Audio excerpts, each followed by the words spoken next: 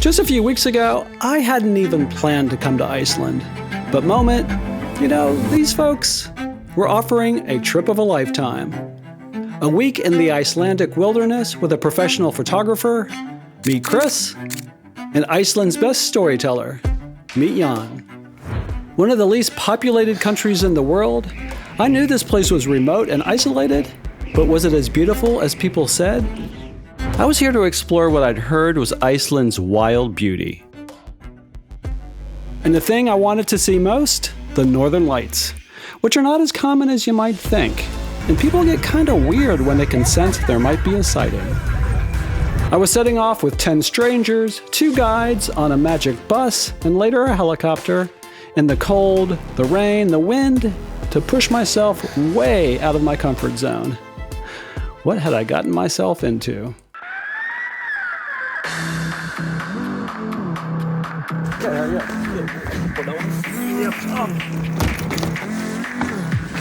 For about a week, we'll be out in some pretty remote parts of Iceland, and I think it's going to be a little uncomfortable.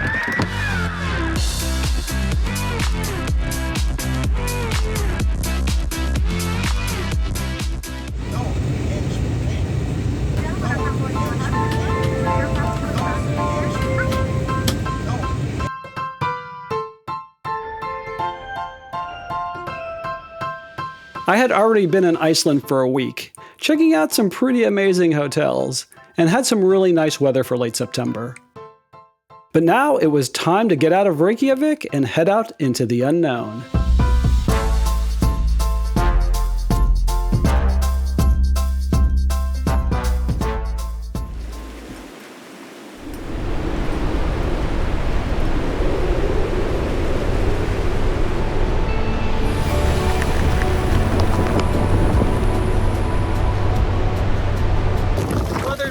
Today. Let's see how it goes.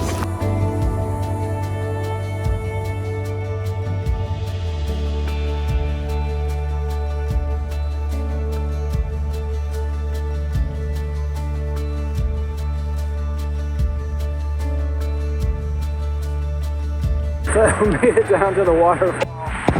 The weather's not great.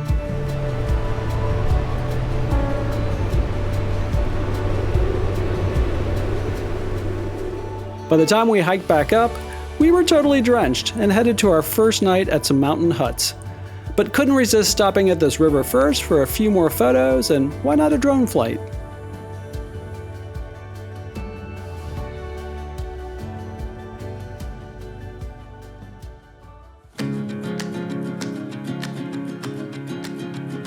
After a full-on first day and a bit more driving, we were officially in the highlands of Iceland.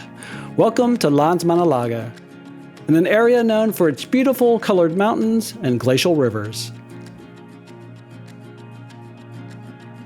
Finally, we arrived at these pretty rustic mountain huts. If you want to camp here, that's also an option. People love this place as a base to access a network of hiking trails in the area. So this is the first night of the Moment expedition, and this is not the fanciest place I've ever been in. There's 12 of us in this room tonight, so this should be a lot of fun. No sooner had we settled into our sleeping bags did we get the first Northern Lights alert. So the Northern Lights came out, everyone jumped out of their beds and were out photographing. Our first night trying to shoot the Northern Lights wasn't great, but we were assured by Chris it could get a lot better.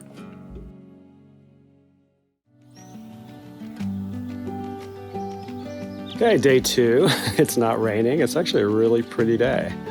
We're going to take a nice long hike. A quick group pic, then time for a hike.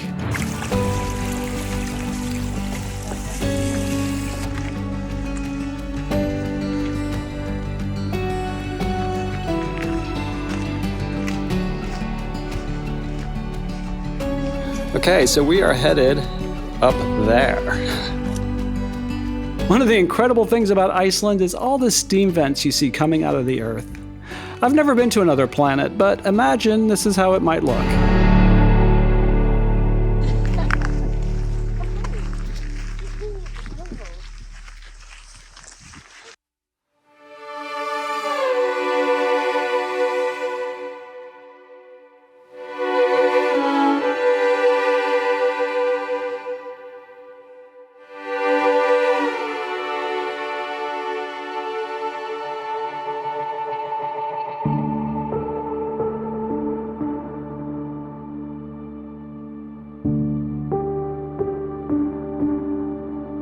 After a day of hiking, we were ready to relax, and by far, the best thing about these huts was this natural hot spring. It's amazing how perfect the temperature is, how clean the water is, that there's hot water flowing out of a stream. Nature at its finest. This is what it looks like in the morning. And here's how it is after everyone's hiked all day. We weren't the only ones who wanted to soak up all this wonderfulness. And with a cold beer in hand, it was hard to leave. End of day 2, but too cloudy for the northern lights tonight. But we'll keep chasing them.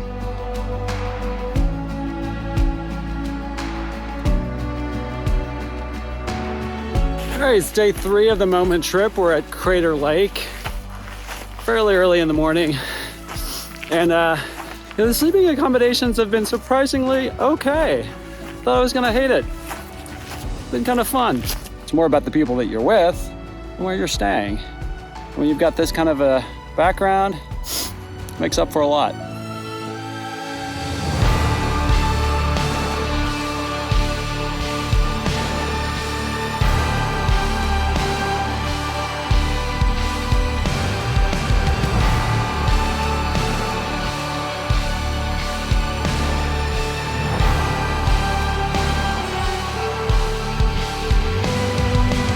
Then it was time to hit the road again and head towards our next night's accommodations. But we still had time to hit an obscure waterfall on our way. This is wild. We just walked like 2 miles on this trail. We haven't seen anybody else. I think that we're the only ones out here at this beautiful waterfall. That's Iceland for you.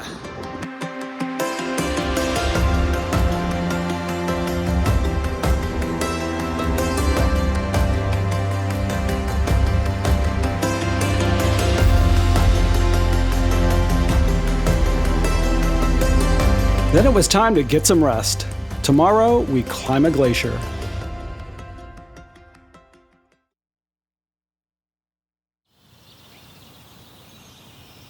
Okay, it's day 4, and last night we switched guest houses, and this is relative luxury. Got my own room this time. This is really fancy. It's Glacier Day.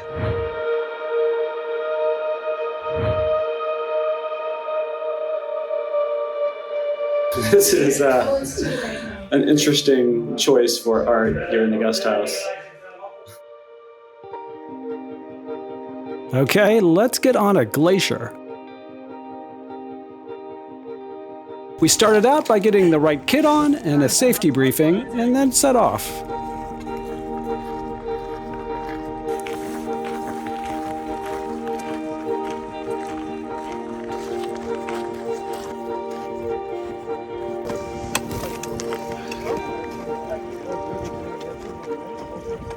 This will be the second glacier walk I've ever done.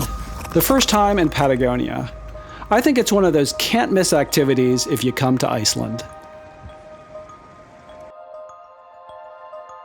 The first thing that strikes me about a glacier is its pure power. Its vastness, the idea that in this place, we're just seeing a tiny percentage of this massive, moving, living thing that shapes mountains and carves valleys. But for me, the really special things on a glacier are the small things. Individual ecosystems on top of the glacier that are constantly being eroded, emerging, or changing course. And inside the glacier, there's yet another whole wild, weird, mysterious world.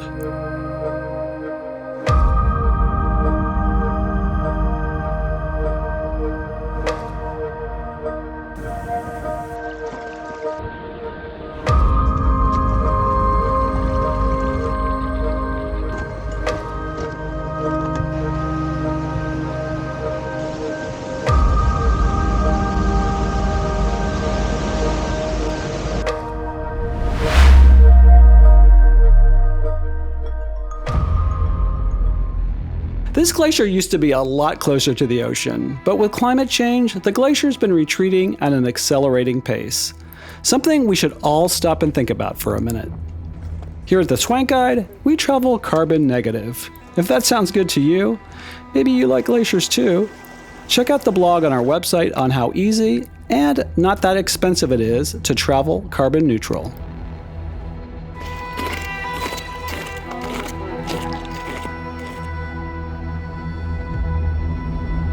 Before dinner, we had time for a late afternoon photo op at this beautiful lighthouse.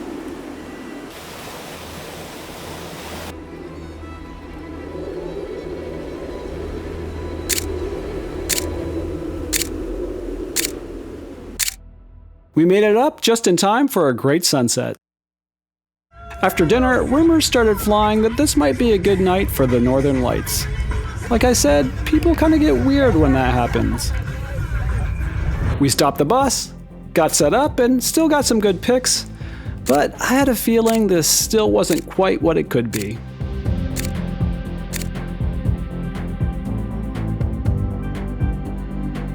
Now, off to the Valley of Thor. Headed there through a valley stuffed with glaciers and mountains. Here we are at yet another incredible glacier. What's so spectacular about this glacier is how steep it is, how high it is, and the incredible jagged towers of ice that is so different than the surface of the last glacier we were on.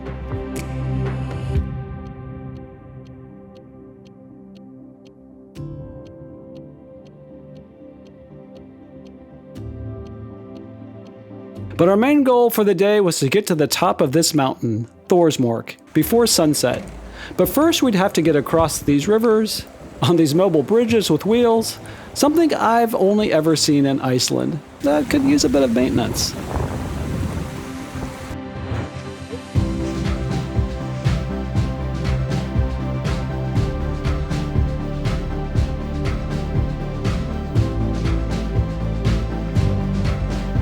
Not an easy hike, but well worth it.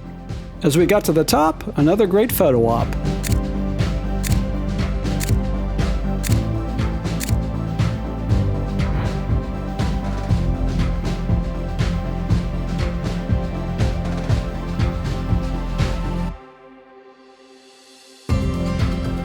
It was time to head for our next set of mountain huts, here in this little valley.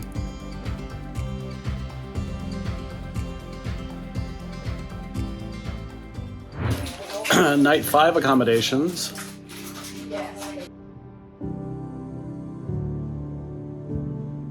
So it is day 6 of the Moment expedition, and we changed accommodations again. We're at these really lovely huts behind me. It's been really fun. It's a charming place. This was going to be our last day. Would we be able to see the Northern Lights in all their glory tonight? But first, it was off to the Game of Thrones Canyon, which I was pretty excited about.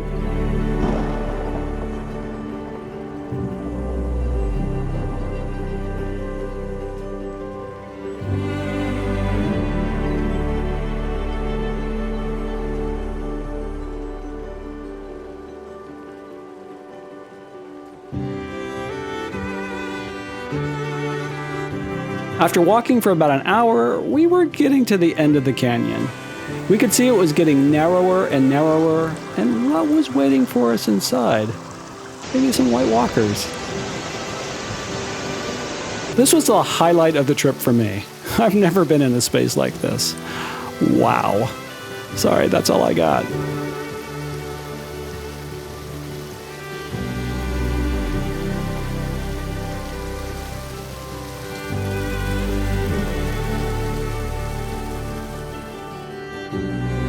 After being thoroughly drenched and a bit cold, we headed back to the huts, with some new friends to greet us.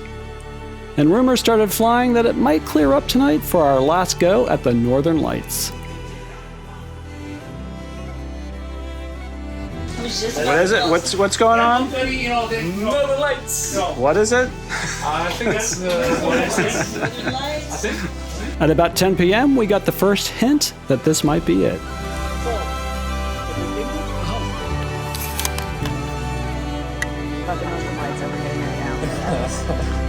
Yup. It's gonna be a good night.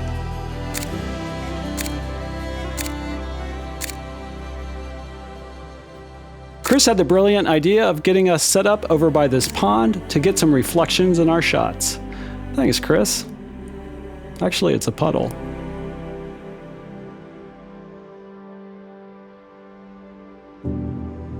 Time to head back to Reykjavik before our helicopter ride over Iceland.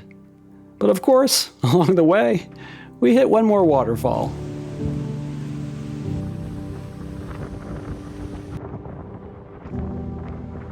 And had some time to chase horses.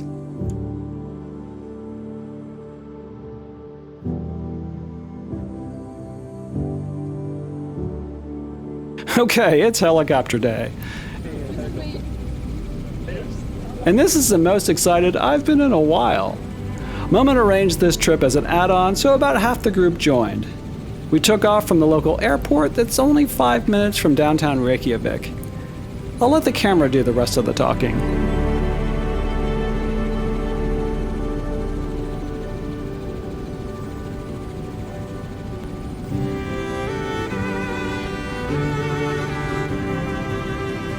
So I think looking back on the trip, the most surprising thing for me has been that I never thought that I'd be okay with the kind of accommodations that we've had. I mean, kind of shared rooms, 10 people together in a room. It's actually been really fun. Ready to go home, but it's been fun, and it's so much of that is just because the people have been great. If you want to know what to do in Reykjavik, join me and a local tour guide to get the inside scoop on the best things to do in the capital city. Thanks for watching, and see us in the next video.